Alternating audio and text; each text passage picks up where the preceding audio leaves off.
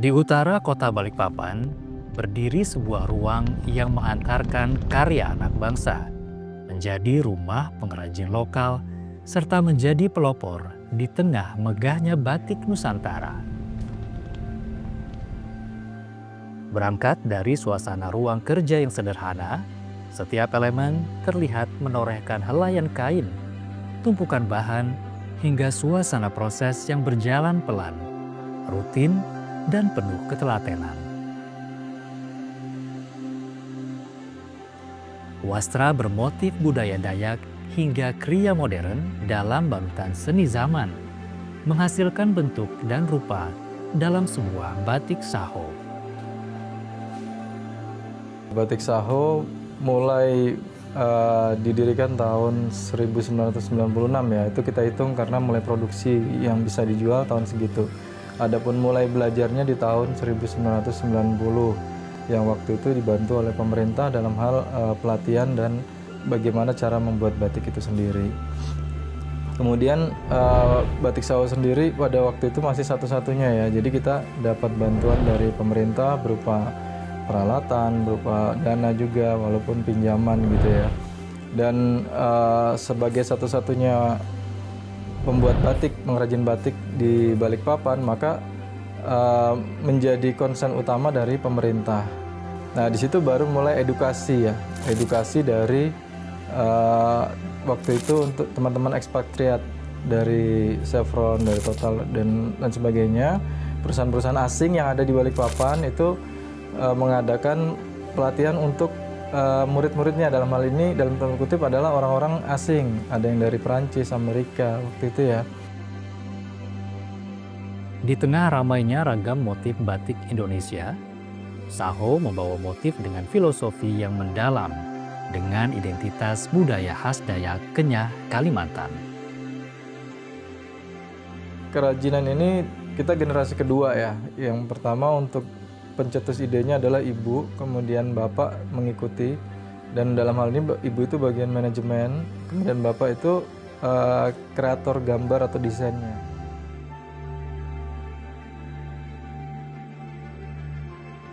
Jadi ini adalah motif-motif lama gitu ya, motif-motif yang dulu diproduksi oleh bapak dan ibu. Ini batik cap, dan capnya pun sampai sekarang masih ada. Dan cap ini sebenarnya dia dikreasikan ya. Yang membedakan di sini dengan yang sekarang itu peletakan dari motifnya. Dan sumber referensi kita adalah dari Dayak Kenya. Yang mana Dayak Kenya ini dia menggunakan tumbuh-tumbuhan dan tato sebagai tolak ukur dari motif-motifnya, dan itu tidak bertentangan dengan agama kami gitu. Batik warna alam menawarkan kemegahan estetika yang lembut dan ramah lingkungan, menggunakan warna alami dari kayu yang aman, menghasilkan warna eksklusif yang membumi, tidak mencolok, dan bernilai seni tinggi.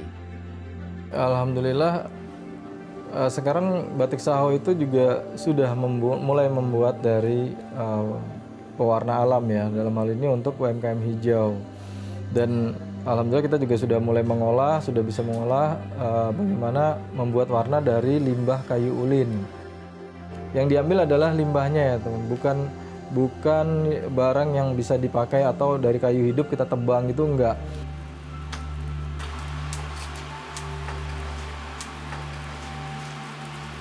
Iya, jadi kita ambil limbah dari pengrajin kayu, ada mebel juga yang menggunakan kayu ulin. Kita pisahkan mana yang kayu ulin, mana yang meranti, mana yang ini kita pisahin. Kemudian kita masukkan ke dalam air di dalam dandang atau panci gitu ya. Itu direbus, taruhlah umpama dari 20 liter kita rebus selama mungkin sekitar 3 atau 4 jam gitu. Sehingga dari air itu berubah jadi setengahnya, jadi mau 10 liter ya jadi 5 liter gitu ya. Kemudian itu proses ekstraksi namanya, mengekstrak warna dari kayu ulin. Itu kita lakukan 1 hari sebelum kita melakukan pewarnaan. Kenapa? Karena untuk benar-benar mengeluarkan warna satu. Terus yang kedua, itu barang masih panas gitu ya, nggak bisa langsung kita pakai. Karena yang kita warna ada lilinnya, kalau kita pakai nanti meleleh lilinnya. Nah setelah kita ekstrak, di hari berikutnya baru bisa kita saring, ya kita saring, ambil dari pancinya, kita saring untuk mengeluarkan kotoran-kotoran yang tersisa.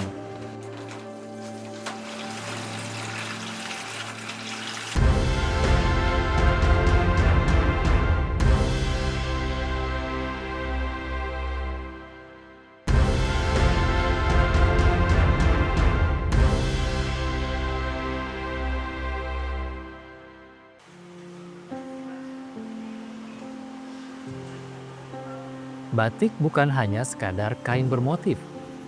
Di balik setiap coretan memiliki arah dan marwah yang indah, membentuk rangkaian titik, garis, dan isen-isen yang tersusun indah menjadi satu kesatuan corak di atas kain. Ya, ada dua jenis ya. Yang pertama adalah by request, artinya ketika pembeli atau konsumen itu sudah order ke kita, Mas, saya minta motif ini gitu ya. Kita gambar ulang, kita komunikasikan dengan konsumen maunya seperti apa. Dan kemudian kita gambar di meja gambar yang bawahnya sudah ada lampunya. Bahasanya tuh ngeblat ya kalau itu. Kita blat, setelah jadi motifnya kita blat, kemudian kita gambar menggunakan pensil 2B, itu yang pertama.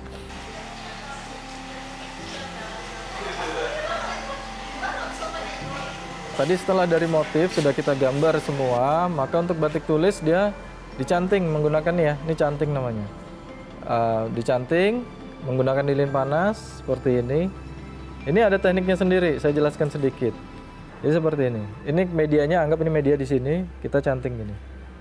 Ambil lagi, canting lagi, gitu ya. Nah, setelah semua dicanting baru nanti tahap berikutnya. Ini kita canting semua. Selesai, kita cek belakangnya tembus apa enggak. Kalau enggak tembus ya ulang lagi atau diulang dari belakang biar depan sama belakang tembus, seperti itu. Kalau difokus ya, tadi kan ibu-ibu tadi sambil ya. Kalau difokus untuk satu lembar kain itu bisa paling cepat 3-4 hari. 3 hari itu udah paling cepat. Tapi kalau karena mereka buat sambilan aja, itu biasa 1 minggu. Seniman gorehan malam telah mengekalkan kearifan lokal ukiran Dayak Kenyah dalam sebuah motif lembaran kain saho. Goresan canting pada kain bukan hanya tentang garis-garis indah, tetapi juga syarat dengan makna filosofis dan simbol-simbol kehidupan. Jadi untuk batik tulis merupakan tingkat tertinggi dari perbatikan ini ya, tingkat tertinggi. Kenapa? Dia di situ harus menghidupkan, dia mempunyai nyawa. Kalau kita bahasa orang-orang batik itu dia ada nyawanya. Maksudnya apa? Ketika orang melihat satu kerajinan wastra dengan menggunakan batik tulis, bagi kolektor, bagi seniman pencinta batik itu akan kelihatan banget. Oh, ini batik tulis, ini batik cap, walaupun gambarnya sama. Dia akan kelihatan karena dia mempunyai nyawa sendiri.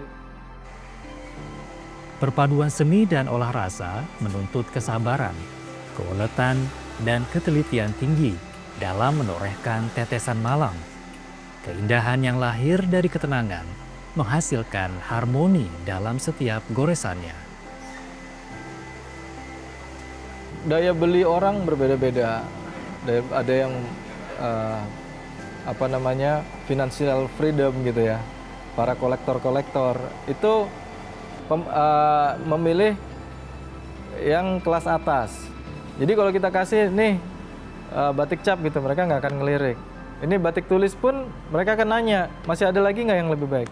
Ada nggak yang premium? Mau lihat dong punyamu, keluarin. Itu ya. Itu yang kolektor-kolektor gitu ya, yang financial freedom lah bahasanya gitu. Adapun yang menengah itu dia ke arah batik cap. Jadi kita menyediakan kalau bisa lengkap dari segi harga. Ada yang paling murah, ada yang sedang, ada yang mahal gitu ya. Jadi kalau kita cuma jual batik tulis aja, itu bisa dibilang nggak akan hidup. Kenapa? Nggak semua orang bisa membeli. Tapi kalau kita ada pilihan ke batik cap, kenapa bisa lebih murah? Karena proses pengerjaannya lebih cepat gitu. Kok bisa ini? Apa harganya, kenapa nggak dibikin batik cap itu dihargain batik tulis? Oh, nggak boleh gitu.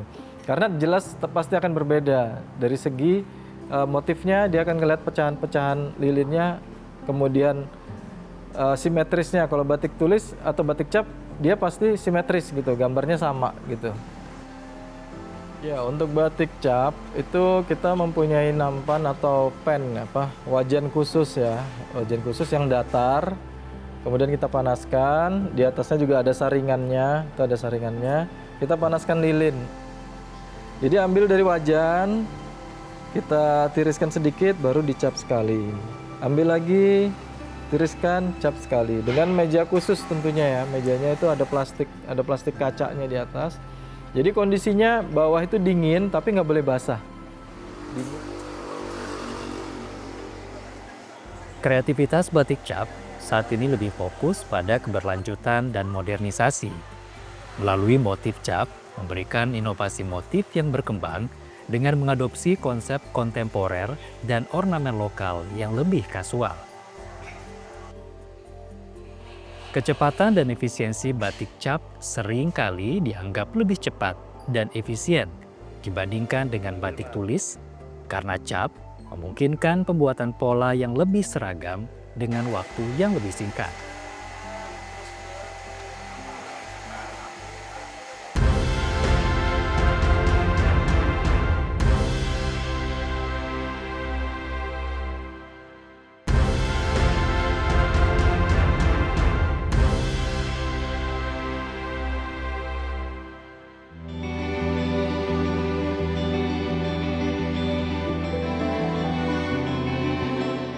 Efisiensi produksi yang sangat cepat, harga yang jauh lebih terjangkau, dan konsistensi motif yang seragam membutuhkan variasi motif yang sangat beragam dan mendetail, termasuk untuk kebutuhan massal. Jadi selain batik cap, tulis, dan kombinasi, di Batik Sawah juga mengerjakan printing batik ya. Yang dari segi kategori memang bukan jenis batik. Nah, tapi kita juga menyesuaikan kemampuan dari pelanggan, maksudnya dari daya beli. Cara kerjanya dia seperti sablon gitu ya Mas ya. Jadi tapi dengan menggunakan screen yang besar. Screennya ukuran yang paling kecil itu lebar 80 cm, panjangnya selebar kain itu 1,40 meter. Dan yang paling besar itu mengikuti pola. Nah, ada tuh yang mengikuti pola kain, karena kain kan biasa ada juga yang langsung pola baju. Itu 2,40 meter kali 1,20 meter gitu. Cara kerjanya seperti sablon, tapi dia menggunakan tinta dari batik tulis. Adapun proses selanjutnya sama aja. Jadi dengan batik tulis, batik cap kombinasi sama. Proses setelah pengeprintan tadi itu sama prosesnya, yaitu difiksasi dengan water glass. Meskipun batik print menawarkan banyak kelebihan, tentunya juga menghadirkan beberapa kekurangan. Salah satunya pewarnaan. Kekurangan tersebut tidak berlaku pada batik print saja. Namun metode lainnya, seperti tulis dan cap, memiliki kekurangan yang sama. Jika pewarnaan yang dilakukan tidak sesuai dengan rumus atau takaran campuran warna. Dulu kita pakai timbangan, ya kan, timbangan digital, timbangan rata-rata digital dulu. Kita coba yang pakai yang manual. Ternyata lebih familiar yang manual aja. Kalau digital tuh kadang belum diapa-apa sudah keluar angkanya. Berarti kita nyamannya pakai yang timbangan manual yang gram-graman itu. Rumus untuk printing itu jadi misalnya kan ada namanya si A, kainnya berwarna hijau. Hijau kita nanti kita lihatkan ke konsumen apakah hijaunya pakai ini atau kurang tua sedikit atau kurang muda. Kalau misalnya kira kurang tua sedikit berarti yang rumus yang itu kita tambahi lagi 3 gram atau 5 gram gitu. Kalau misalnya ketuaan kita mudahin lagi, kita kurangi rumusnya itu kan ada untuk hijaunya berapa, si A, merahnya si B berapa, ada rumusnya. Nah, setelah selesai pencantingan, kemudian pewarnaan. Pewarnaan itu dicolet. Kalau pakai pewarna remasol, ini pewarna remasol kita bicarakan. Kita colet mana warna ungu, mana warna kuning, warna hijau, dan background. Alurnya adalah bagian motif dulu. Motif selesai, baru kita main di background. Kecuali ketika background ini warna muda. Kita background dulu muda, mungkin gitu ya. Warnanya soft gitu, mungkin warna pink atau warna apa. Oke, setelah diwarna semua, Kita biarkan kering. Setelah kering kita water glass. Water glass itu untuk apa? Untuk fiksasi. Sebenarnya water glass itu nama bahan ya. Bahasa batiknya itu fiksasi. Fiksasi artinya mengunci warna. Mengunci warna dengan apa? Dengan water glass untuk remasol. Untuk pewarna lain seperti naptol, indigosol itu ada fiksasi yang jenis yang lain. Untuk remasol menggunakan water glass. Cukup dioles saja atau dicelup boleh. Yang intinya semua bahan kena water glass. Ditiriskan dan dibiarkan selama 1 jam supaya meresap mengunci warna. Oke, setelah itu dibilas di dalam air. Dibilas sampai sisa-sisa warna yang tidak terkunci itu keluar. Setelah dibilas direndam. Fungsinya juga untuk mengeluarkan sisa-sisa warna. Sambil kita menghidupkan kompor untuk merebus ya. Sambil menghidupkan kompor untuk merebus. Nah, setelah kompor menyala mendidih, kita rebus bahan ini kurang lebih kalau bagus atau baru pertama kali biasanya 3 menit sampai 5 menit itu udah cukup, udah hilang. Nah, ini bekas lilin. Jadi ini warna dasar kain, warna dasarnya putih gitu. Jadi setelah direbus, selesai kita bilas kembali, kita bersihkan dari sisa-sisa lilin yang masih menempel. Kemudian bisa kita jemur anginkan. Kenapa saya sebut jemur anginkan? Karena untuk batik sebenarnya tidak boleh langsung terkena matahari gitu ya. Karena bisa merubah warna. Seperti itu simpelnya untuk proses pembuatan batik. Sama, batik cap, tulis, dan kombinasi. Ya, seperti yang dilihat di belakang ini dikering anginkan karena kita di dalam ruangan ya. Kita dalam ruangan cukup panas, jadi dikering anginkan, kemudian kita bawa untuk di packaging, disetrika dengan panas yang sedang, jangan terlalu panas juga gitu. Kemudian setelah disetrika kita lipat dan kita bungkus menggunakan paper bag. Kesempurnaan batik ditentukan oleh pengerjaan yang lengkap. Detail yang halus dan tidak simetris melibatkan proses bertahap dengan runutan yang sistematis, serta menunjukkan kualitas artisan tertinggi.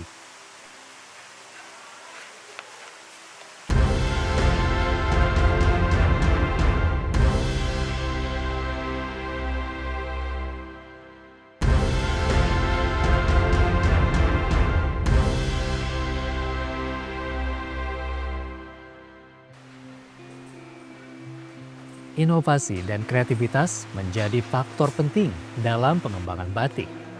Hal ini agar batik tetap relevan dengan perubahan zaman tanpa menghilangkan keberadaan perajin. Inovasi yang krusial dalam membatik tentunya untuk menjaga keberlanjutan, meningkatkan efisiensi produksi, serta relevansi budaya di era modern. Alhamdulillah kita dapat bantuan pemerintah yaitu mesin CNC, ini mesin batik tulis. Ini hanya membuat kelengannya aja ya, kalau bahasanya kelengan itu apa ya, pinggiran. Adapun nisan-nisan nanti tetap ditambahkan di sini, seharusnya begitu. Walaupun dari segi harga ini lebih murah ya, tapi dari segi pengerjaan dia lebih cepat gitu ya. Kalau nyanting biasa untuk kain 2,5 meter, itu untuk canting biasa dengan motif sederhana itu membutuhkan waktu 1 pekan. Sementara kalau pakai mesin ini 3-4 jam saja udah jadi gitu. Proses awalnya adalah pembuatan sketsa atau gambar yang akan dibuat di media ini ya. Jadi menggunakan program Corel dengan menggunakan outline saja. Kemudian kita simpan di file SVG, kemudian kita ekstrak ke NGC, akhirnya masuk ke mesin CNC atau komputer yang ada di belakang saya, dan dia akan mengoperasikan atau menerjemahkan programnya ke atas bidang kain ini gitu ya.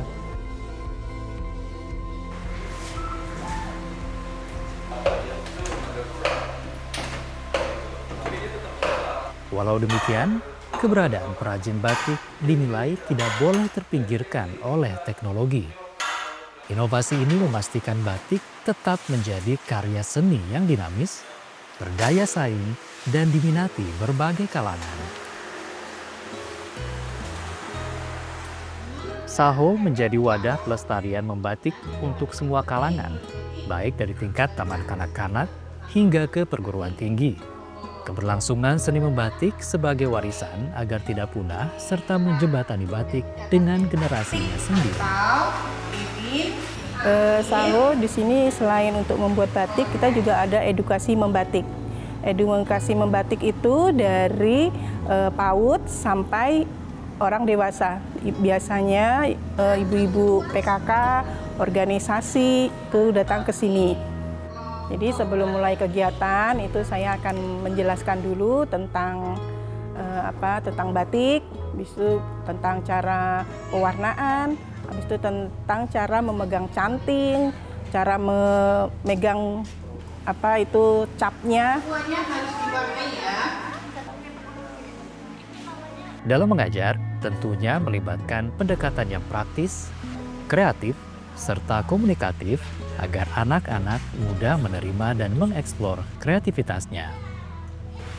Dengan adanya edukasi ini ya tentu saja banyak sekali apalagi anak-anak TK, PAUD itu orang tuanya pasti ikut gitu. Orang tuanya pasti ikut dan mereka datang ke galeri kami yang kebetulan bersebelahan dengan tempat produksi. Jadi selain mereka mengawal dari anak-anaknya, mereka juga berbelanja memilih batik-batik yang sudah ready to wear atau siap pakai. Ada juga kain-kain yang berbagai jenis batik yang kita sudah siapkan untuk dibeli. Kalau saya pinginnya teman-teman itu saya juga jelaskan ke teman-teman, jadi mereka lebih mengerti tentang batik. Ini budaya Indonesia. Ternyata kalau saya tanya, mereka sama sekali tidak tahu tentang batik. Saya tanya, mereka tidak tahu tentang batik dan cara prosesnya dan batik itu sendiri apa, mereka nggak tahu. Jadi saya di sini peran Saho itu mengenalkan, mengedukasi teman-teman di Balikpapan untuk mengenal batik. Ini loh budaya Indonesia, ini loh budaya yang turun-temurun, yang tidak boleh punah, yang nanti bisa diambil negara lain dan diakui. Kami berharap Saho ini ke depannya bisa mendunia, itu cita-cita kami, agar batik Balikpapan, Kalimantan Timur ini dikenal oleh dunia, dikenal dengan kualitasnya, dikenal dengan motif-motifnya. Harapan yang lain adalah bagaimana instansi-instansi kemudian dari seluruh warga Balikpapan, khususnya umumnya adalah warga Kaltim, itu menggunakan batik lokal. Wastra batik adalah identitas, mahakarya yang syarat akan makna dan nilai seni. Setiap motif yang terlukis mengandung warisan budaya, menjelma rasa, menorehkan keindahan.